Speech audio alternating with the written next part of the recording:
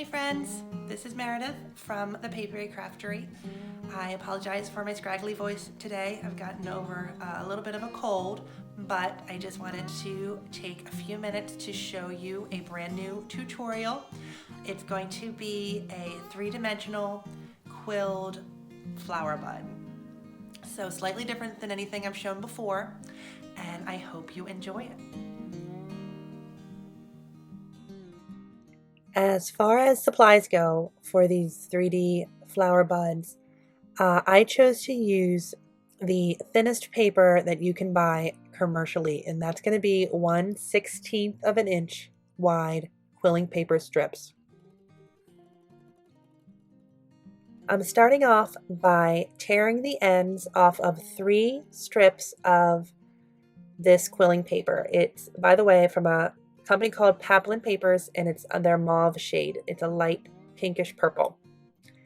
Each of these strips are 22 inches long, and after I tore the ends off, I'm going to be adding a little bit of glue and stacking one on top of the other just at the tips to make a really long continuous quilling paper strip. If you've never done this before, you need to press them gently together just for a moment after you glue them to let the glue set, but it doesn't take very long at all for them to stick. So again, I'm going to be gluing 3 long 16-inch quilling strips together end to end.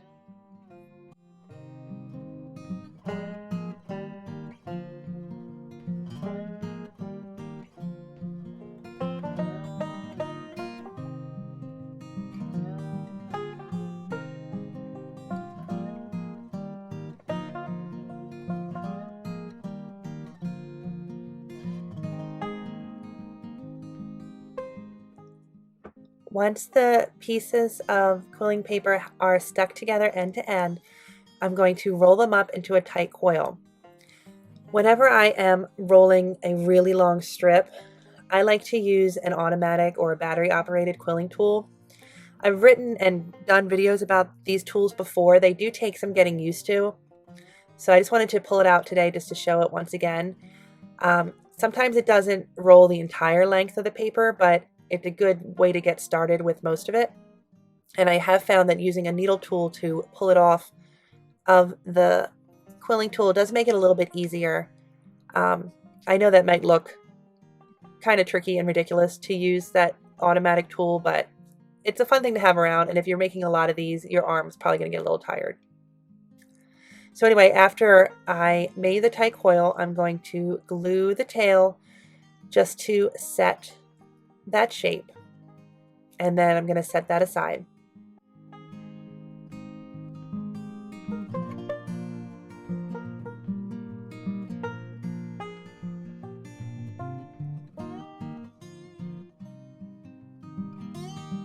Each of these flower buds are going to have 6 petals in total. The 3 smaller ones were made with 3 quilling strips glued end to end, and the 3 larger ones are made with 5 strips instead. Once you have all your coils made, you're going to want to start forming your petals. To do the 3 smaller petals, I just pushed very, very gently on the inside of each of the coils. I'm making a very shallow dome, and I'm also pinching the sides. Just be careful when you're doing this. It's really easy with this small width paper to push your coils all the way through and have to start all over again. So you just want to do a tiny, tiny, tiny bit at a time and make sure you're not pushing too hard.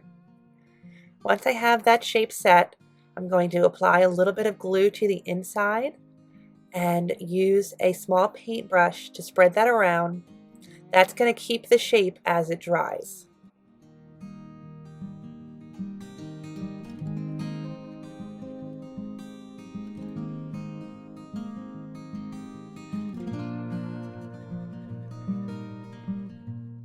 The other 2 smaller coils can be formed into domes in the same exact way.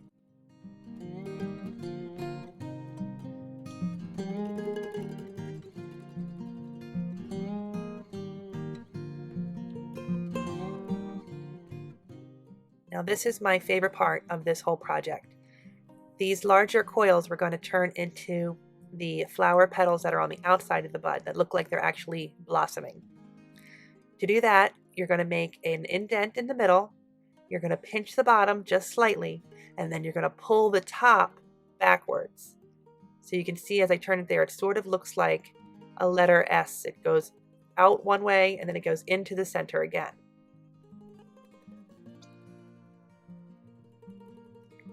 You might just have to move this around a couple of times, adjust and readjust. Just like those small coils, you don't want to move too quickly. You don't want to push too hard. This is sort of a finesse thing, but pulling out on the top half is what makes these flowers really come to life. Don't forget to add your glue again to the inside of the flower petals and brush that all around. Again, that's what's going to help your petal keep its shape.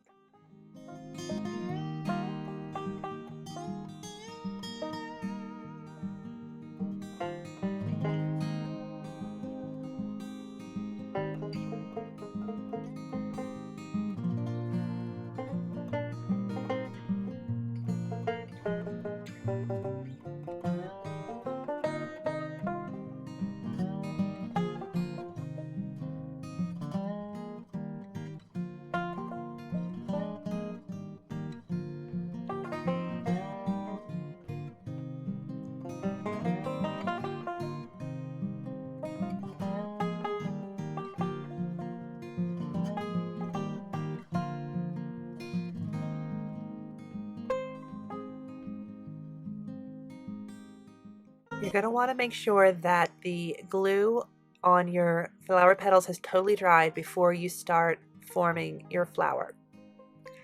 And when that's done, you're going to use the 3 smaller petals to form the inside of the flower bud. So they're actually going to sort of shingle themselves around in a circle. So one is going to go inside, and then as they fall down, it's hard to show this without actually gluing it. One's going to go inside, and then the next one's going to go inside, but then also on the outside of the third. And so if that makes sense. They're all sort of in a circle around each other. You might have to pinch yours a little bit more after the glue dries.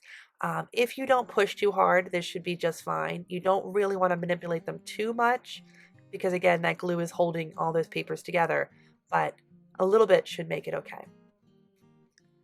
Now, because I'm impatient and sometimes I just can't hold things together the way I want to, I'm using a hot glue gun here to make my flower bud and shingle these petals together. It's not necessary to use that. It definitely makes life easier. Tacky glue would work here just fine. I wouldn't really recommend using an Elmer's glue or white glue. That would take a really long time for all of this to stay together. It wouldn't be impossible. It would just be really time consuming. So hot glue gun or tacky glue are your best bets here. So you can see that dries in seconds. And next we're going to put our larger flower petals on the outside of that bud. Now that point there is going to be on the bottom of the flower. If you want to, you can try to pinch it a little bit more, but it's probably not really necessary. And because we made that indent, it's going to lie right on top of the flower bud perfectly.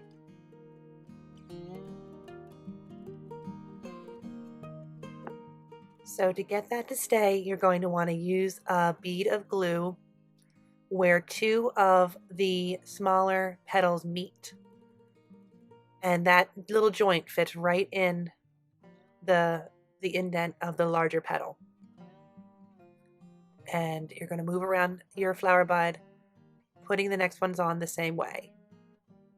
The large petal might overlap the one on the side, or it might just lay right next to it. Either way, I think looks really nice.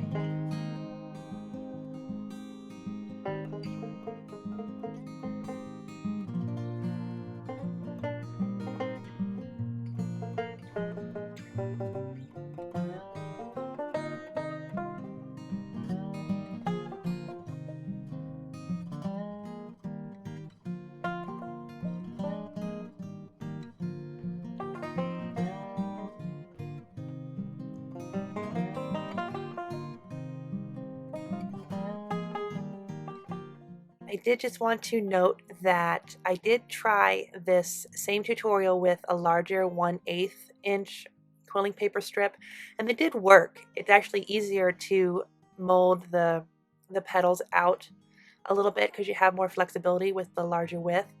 But it doesn't really have the same delicate look to it. It's a little bit clunkier, so it'll work in a pinch if that's what you have, but I do think that these smaller, thinner strips just look a little bit more delicate and a little bit more lifelike. So there's a couple different examples here with different colors.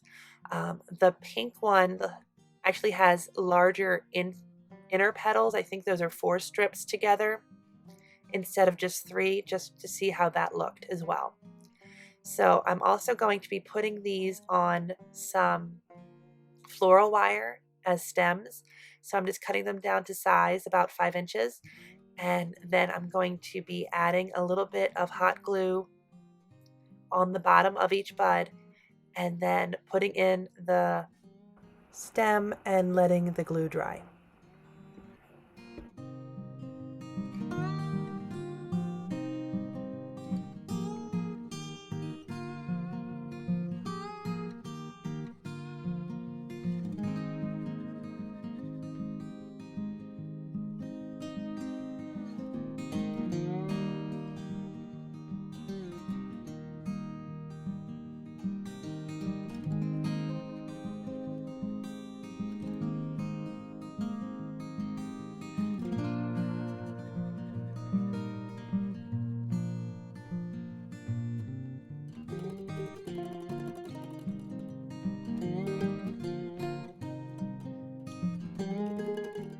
Now you don't have to do these with the stem, but I do think they look really pretty coming out of a little bud vase. The curve of the outer petals makes them look really lifelike, and the thin paper adds to a realistic feel. So like I said, this is a brand new tutorial. So I'm going to link to the mashing blog post down below, and I will also be linking to the previous video I did about whether or not you want to pick up one of those automatic battery operated quilling tools. So you can see what I had to say about that. In the meantime, don't forget to subscribe if you haven't already. Like this, leave me a comment, tell me what you think, add a thumbs up, all the things. And I will see you next time. Bye-bye.